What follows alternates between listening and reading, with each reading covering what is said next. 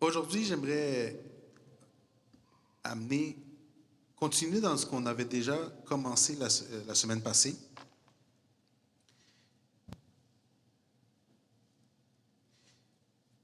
Et on va ouvrir nos Bibles en Matthieu 7. Là où on avait laissé. La semaine passée, on avait appris à ne pas juger, on avait appris à à être ouvert, être ses outils dans les mains de Dieu. Amen. Et je ne sais pas combien d'entre vous a pu être utilisé par la main de Dieu cette semaine. Amen. Ah, ça me touche au cœur, voir que la parole parle et les confirmer. Mais à plus de là, Jésus continue dans Matthieu 7. Et il nous dit dans le verset 7, il dit « Demandez et l'on vous donnera. Cherchez et vous trouverez. Frappez et on vous ouvrira.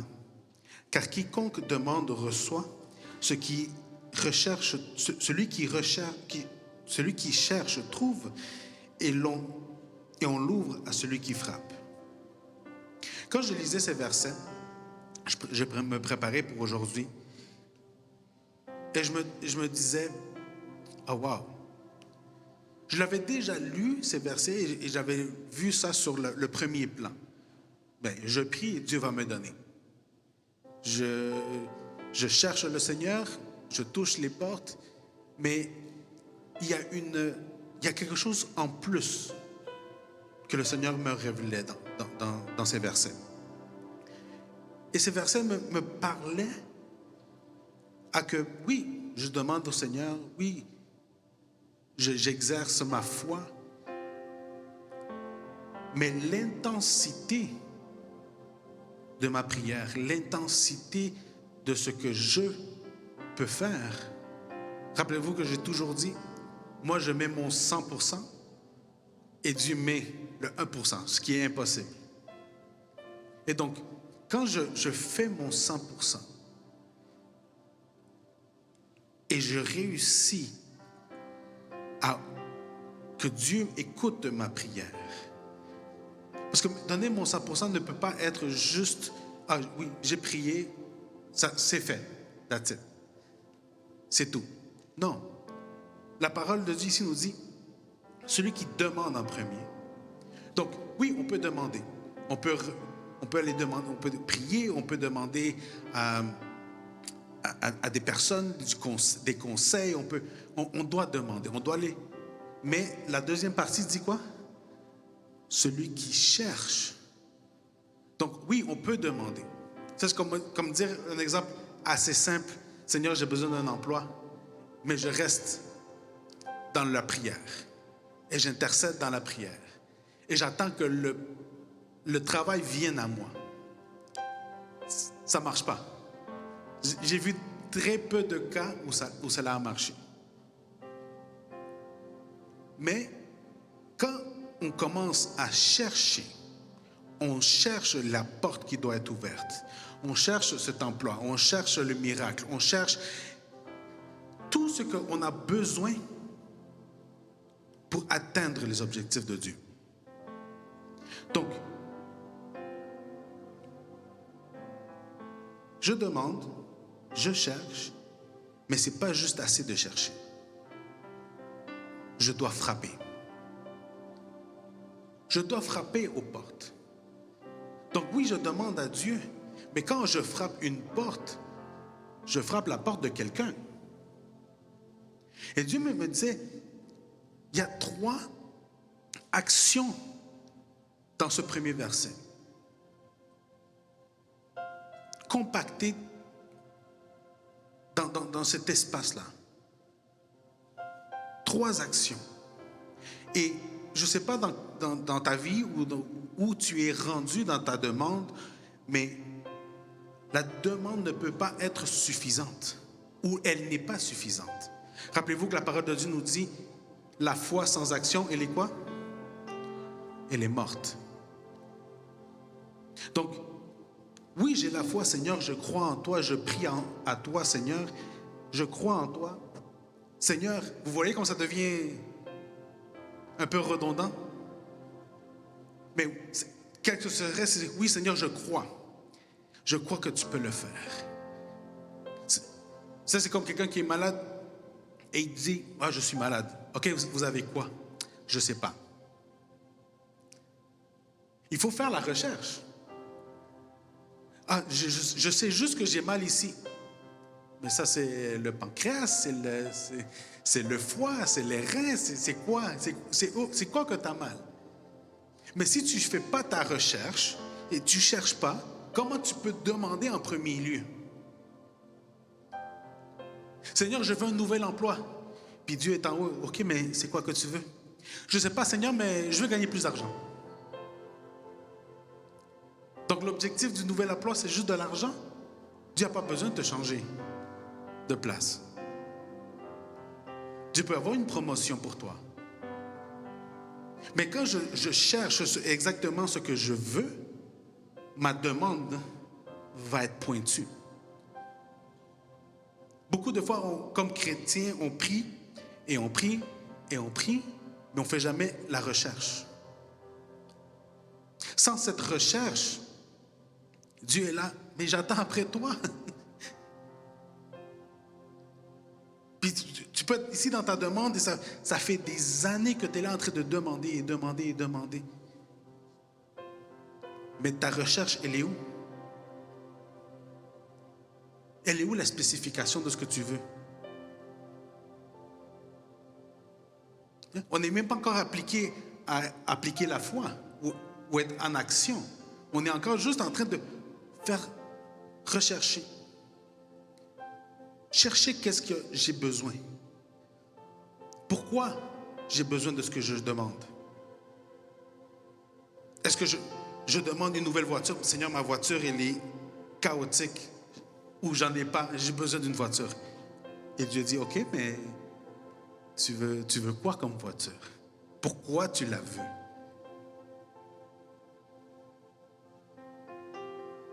Je veux un petit bazou, parce que ma foi me donne jusqu'à là.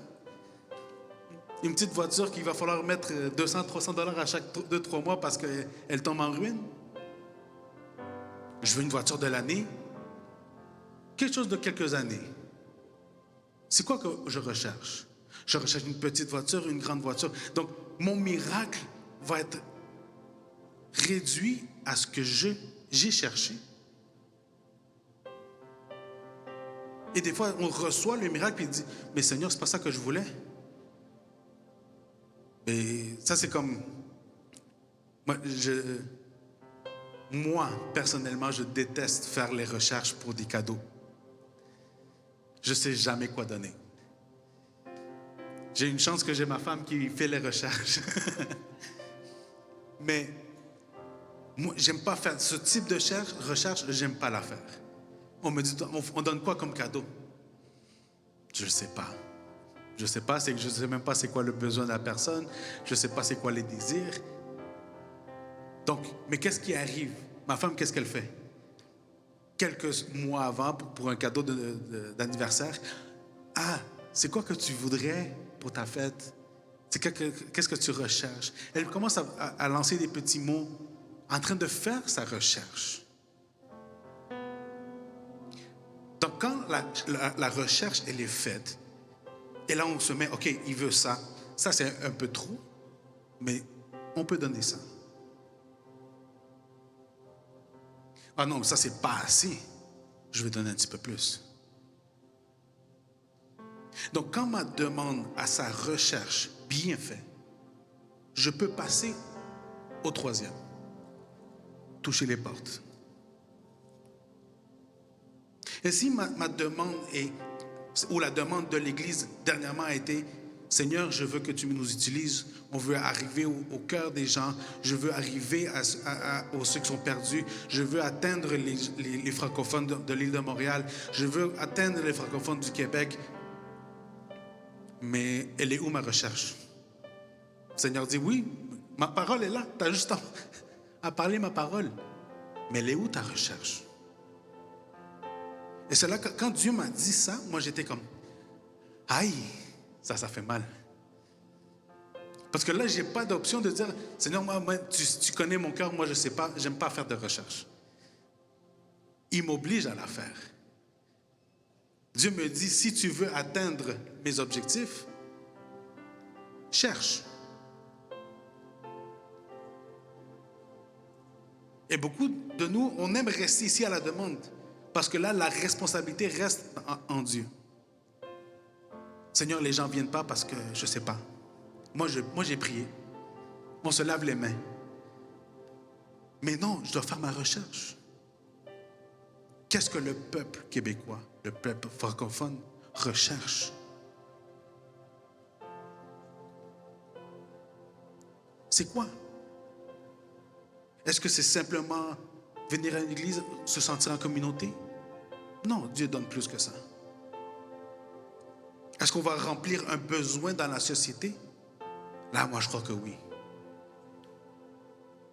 Parce que tous les gens que je connais à l'extérieur recherchent quelque chose plus grand qu'eux. Ils ne le comprennent pas, souvent ils ne le comprennent pas, mais ils sont en train, ils désirent quelque chose de plus grand qu'eux. Mais elle est où ma recherche? Et où le témoignage que Dieu a déjà fait en moi pour pouvoir le donner à quelqu'un d'autre? Elle est où ma recherche dans la parole pour dire Dieu nous dit cela? Combler cette recherche.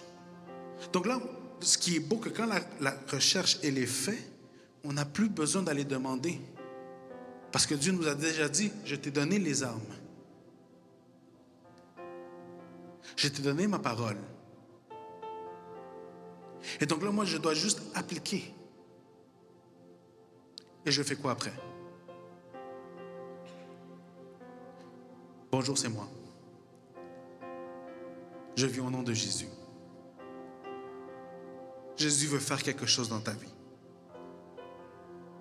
Mais je connais, j'ai cherché. Donc là, je peux aller toucher les portes. La porte d'un travail, la porte pour aller sortir une maison, un témoignage vite. Moi et ma femme, on a eu l'opportunité parce qu'on n'avait aucune... Nos calculs financiers ne faisaient pas de sens pour que ça arrive. Mais à 24 ans, 2 ans après qu'on s'est mariés, on a pu acheter une maison. On l'a toujours. On a passé 10 ans sans faire aucune rénovation. Et peu à peu, Dieu nous a donné pour pouvoir l'améliorer. Mais ça, c'est complètement Dieu qui a fait cela. Mais on a demandé, moi, en tout cas, mon désir était d'avoir une maison. Je ne voulais pas vivre en appartement. Payer la maison de quelqu'un d'autre, c'était ma pensée. Et on a fait la recherche. La personne qui nous a aidé à chercher la maison nous a montré une coupe de maisons. Et quand on a vu la maison, on ne l'a pas vue avec les yeux physiques et on a dit, parce que si on la voyait comme ça, on était comme, non, on n'achète pas ça. Il y a beaucoup d'argent à mettre. Mais c'est ce qu'on pouvait atteindre au moment. Et on a cogné les portes. La banque a dit oui, on ne sait pas comment. Et donc, le miracle s'est donné quand on passe le processus. Et ce même processus, on peut l'appliquer dans notre vie. J'ai un enfant difficile, un ado difficile. Seigneur, je te le donne, je te les mets dans tes mains. On dit tout, j'entends beaucoup les parents dire ça. Seigneur, cet enfant-là, je te le donne dans tes mains. Mais il est où? Est-ce que j'ai cherché? Est-ce que j'ai recherché ce que les jeunes voient aujourd'hui? Est-ce que j'ai recherché ce qu'eux ils désirent aujourd'hui? Est-ce que j'ai lu?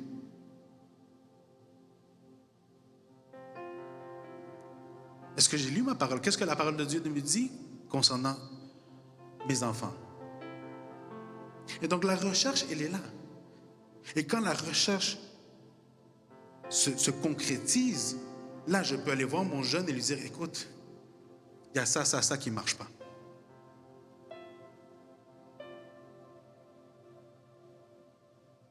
Mais la recherche, le plan divin pour atteindre l'objectif de Dieu, elle est là. Un verset. Demandez et on vous le donnera. Cherchez et vous trouverez. Frappez et on vous l'ouvrira. Pourquoi? Verset 9. Lequel de vous donnera une pierre à son fils s'il lui demande du pain? Ou s'il demande du poisson, un poisson, lui donnera un serpent? Si donc méchant comme vous êtes, vous savez donner des bonnes choses à vos enfants, à combien plus forte raison votre Père qui est dans les cieux donnera-t-il de bonnes choses à ceux qui lui demandent? Donc, Dieu est bon. Dieu veut le bien pour nous. Dieu veut que sa volonté soit faite sur cette terre. C'est simple. Beaucoup de fois, nous restons ici dans la demande, mais Dieu veut que nous vivions le cheminement pour arriver à pouvoir cogner les portes et recevoir ce que Dieu a pour nous. Il dit, vous étant méchants, vous êtes bons avec vos enfants. Le Père éternel est infiniment plus bon. Quand nous comprenons cela, je peux comprendre si vous avez eu une enfance difficile et vous ne pouvez pas relationner la bonté d'un père, d'une mère à vous. Mais dites-moi, quand est-ce que Dieu vous a abandonné? Jamais. Nous tirons avec nous tout le bagage de nos parents, mais quand est-ce que Dieu a été méchant envers nous? Et c'est drôle parce que je voyais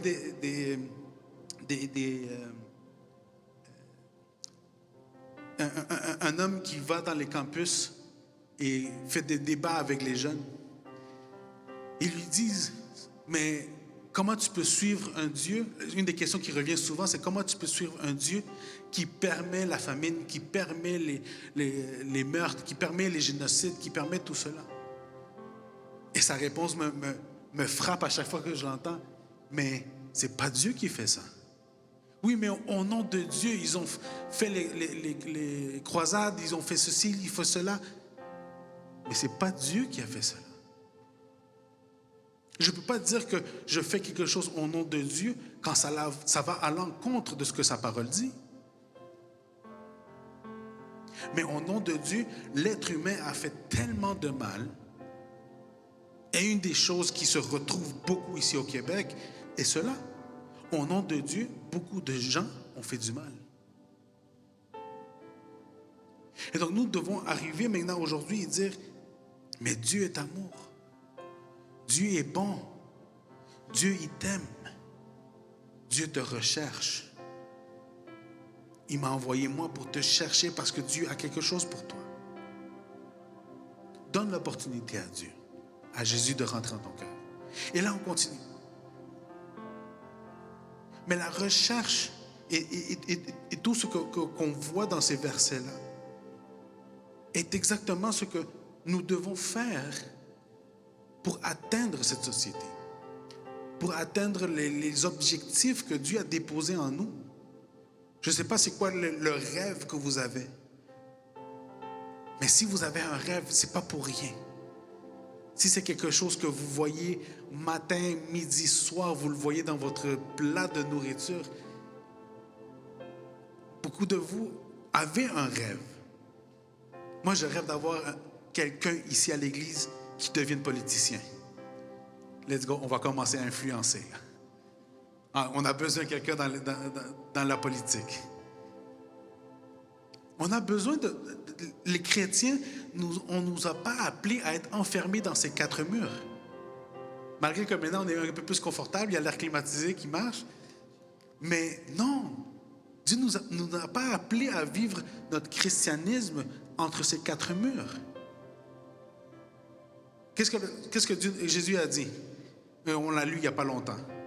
Cherchez mon royaume et toutes les autres choses vont être rajoutées. Donc, ma demande, je cherche et je frappe. Donc, est-ce que je dois vraiment demander la voiture? Est-ce que je dois vraiment demander la maison? Est-ce que je dois demander pour mon enfant? Ou je dois juste chercher Dieu?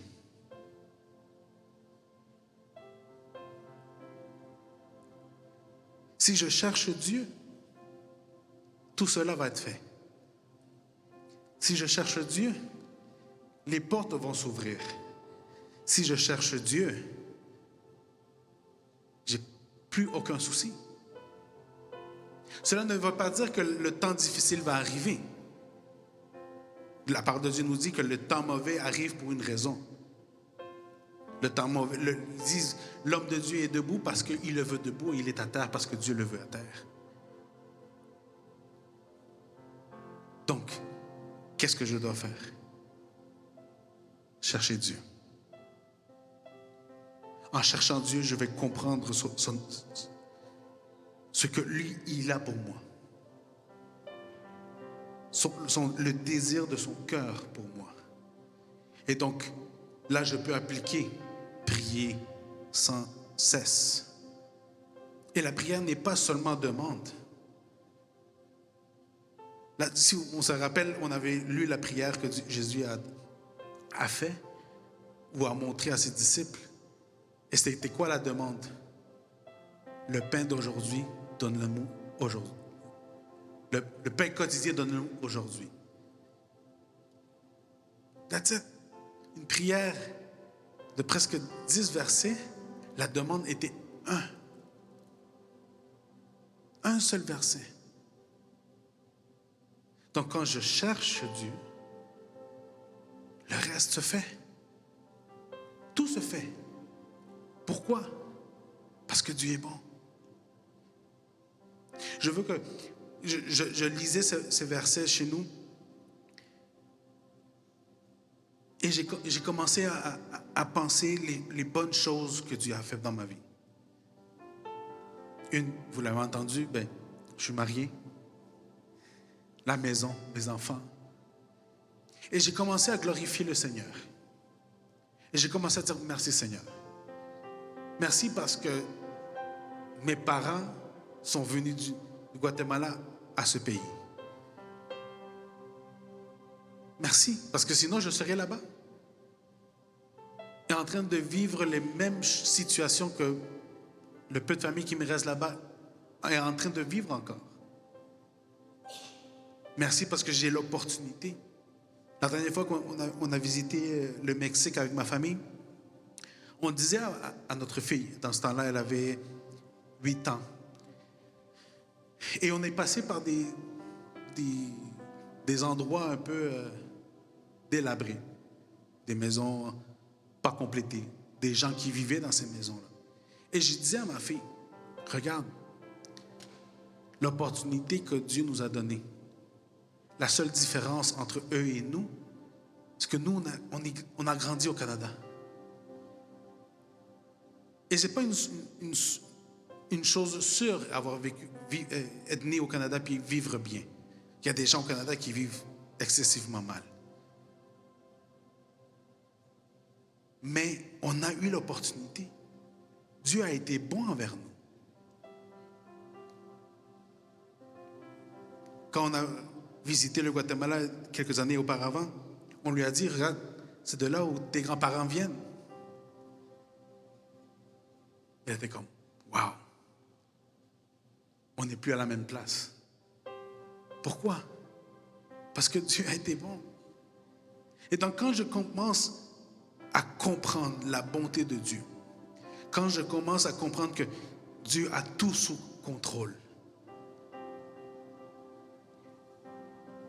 et je prie sans cesse pour chercher Dieu, il n'y a rien qui pourra nous arrêter.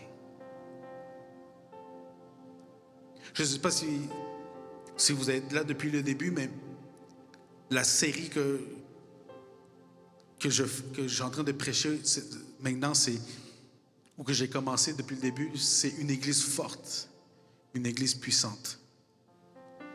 Et donc, mon objectif avec ces prêches, c'est de vous rendre, vous,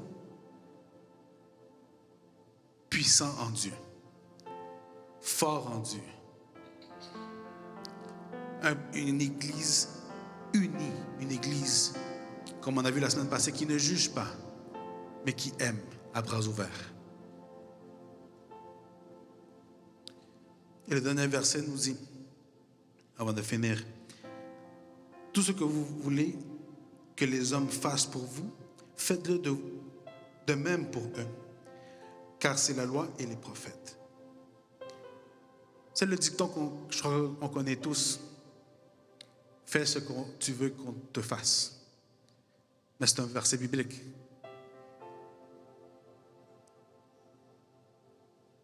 Donc, dans ma demande, ma recherche, là où je veux me rendre, ouvrir les portes, je ne dois pas aplatir quelqu'un pour pouvoir surgir.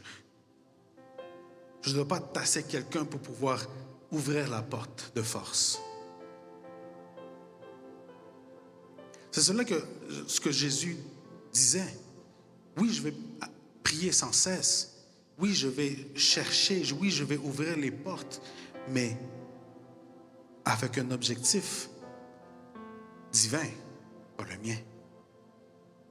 Je veux atteindre, je veux élever mon voisin, tout le monde. Si demain, moi je commence à gagner des âmes et l'Église commence à se remplir, mais c'est juste moi qui le fais, à quoi bon ça aurait servi? Parce que Dieu ne m'a pas appelé moi seulement. Moi, j'ai l'opportunité, j'ai le privilège de vous amener la parole de Dieu. À quoi bon c'est que moi, mes genoux fléchissent seuls, en train de demander au Seigneur pour les âmes, en train de rechercher comment atteindre les vies des francophones, en train d'essayer d'ouvrir des portes et des cœurs pour qu'ils le reçoivent, si je le fais tout seul.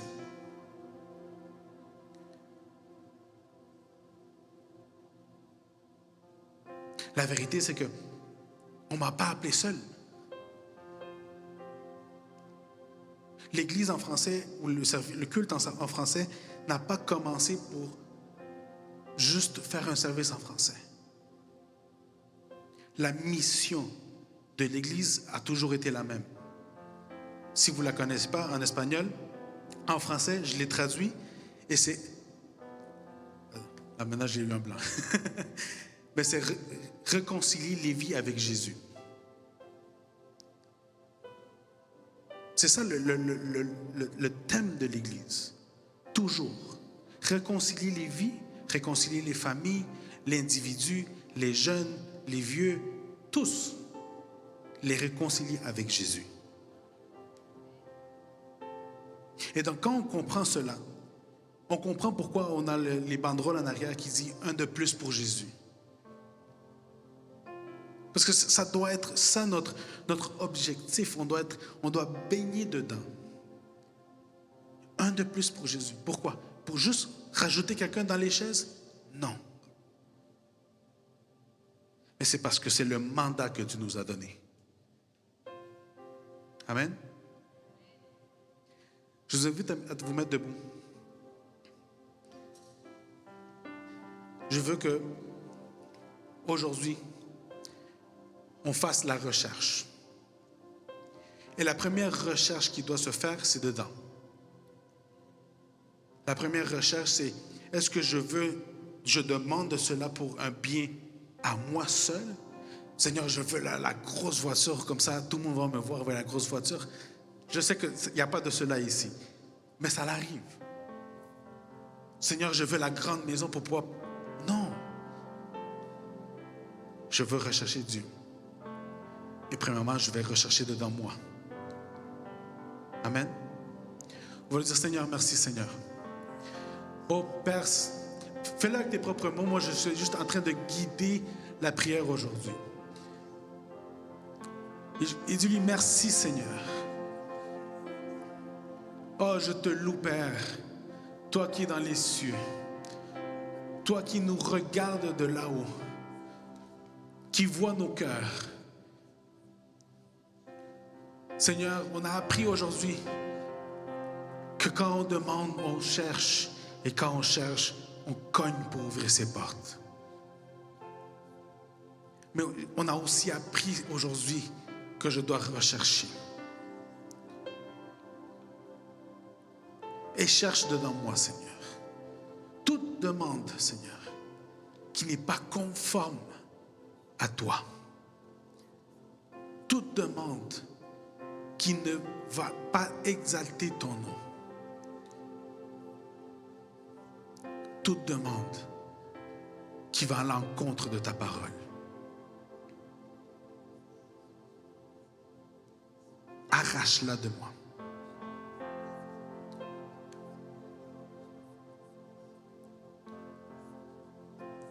Oh Esprit Saint, bouge. Recherche dans ses cœurs, Seigneur. Recherche dans le cœur de ton Église.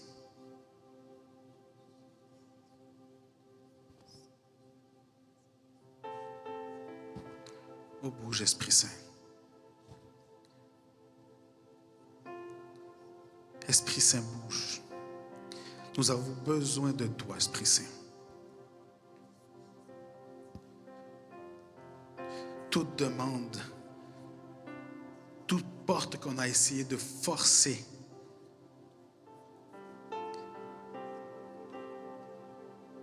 oh Seigneur, sois toi en train de nous guider. Seigneur, nous voulons chercher ton royaume sur toutes choses. Ta volonté, ta justice.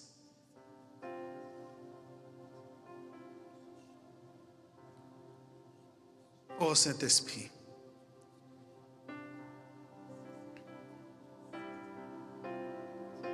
Père, ta parole dit que tu mets le vouloir comme le faire dans nos cœurs. C'est toi qui le fais, Seigneur.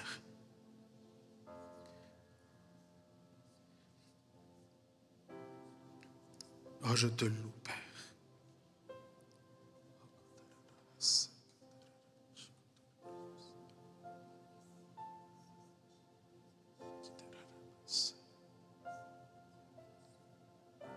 Père, enlève toute préoccupation. Toute préoccupation, Seigneur, enlève-le. Saint-Esprit, enlève. Je vois beaucoup de préoccupations dans nos cœurs. Qu'est-ce que je vais faire? Comment je vais le faire? Et le Seigneur me montre comment l'ennemi a rajouté en toi. L'ennemi a rajouté cette préoccupation. L'ennemi a voulu te surcharger ta vie.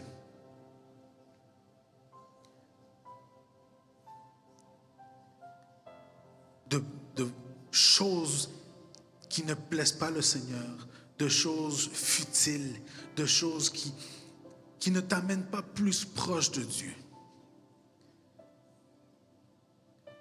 Tes préoccupations pour des choses que tu n'as pas le contrôle, seulement lui. Et on va lui dire, Seigneur, sors de moi, sors tout cela qui ne te plaît pas. Tout ce que l'ennemi a voulu me charger en moi, charger mon cœur, remplir mon cœur de préoccupations qui ne te plaisent pas, Seigneur. Tout cela, Seigneur, sors-le. Élimine-le de ma vie.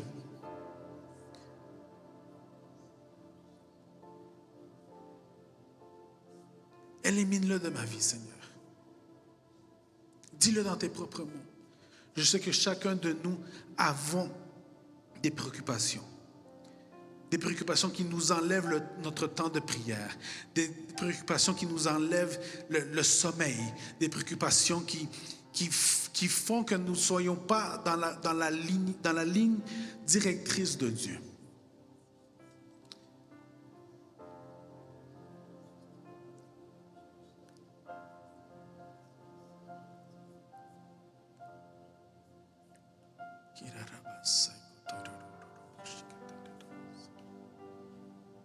Oh, nous te louons, Seigneur. Nous t'exaltons, Seigneur. Et maintenant, Église, toute chaîne que l'ennemi a mise sur nous, toute chaîne, il y a quelques dimanches déjà qu'on prie sur ça, mais je vois encore des chaînes sur quelques-uns. Des chaînes qui t'empêchent de chercher la face de Dieu. Cette chaîne qui te tire à chaque fois que tu veux rentrer dans la présence de Dieu. Ces chaînes vont être brisées aujourd'hui. Et je veux que tu lèves ta voix. Et tu lui dis, Seigneur, Seigneur, tu es le roi des rois. Tu es le roi de ma vie. Tu es le roi de ce cœur. Je suis ton temple, Saint-Esprit. Et toute chaîne qui m'empêche de vivre la vie pleine que tu as pour moi, brise-la. Brise-la au nom de Jésus. Brise-la au nom de Jésus. Parce que les portes de l'enfer ne pourront pas venir en contre de ton Église. Au nom de Jésus. Au nom de celui qui est sur toute chaîne, sur tout genou. Au nom de Jésus, tu vas te briser. Tu te brises au nom de Jésus. Maintenant. Oh, Kira Rabba Saiko Toiro Robo Saira. Kira Rabba Baba Saiko Toiro Robo Shikataira. Au nom de Jésus. Oh, je vois ces chaînes brisées. Je vois ces chaînes brisées. Ange de Dieu, avec toute l'autorité que le Père vous a donnée, commencez à briser. Commencez à briser au nom de Jésus. Toute bouche qui ne pouvait pas être ouverte, tout pas qui ne pouvait pas être fait à la direction de suivre Jésus. Au nom de Jésus, toute chaîne de personnes, de personnes qui ont été liées, au nom de Jésus, soit brisé. Brisé au nom de Jésus. Tout décret sur la vie de ton Église soit détruit au nom de Jésus. Tout décret de l'enfer au nom de Jésus soit brisé.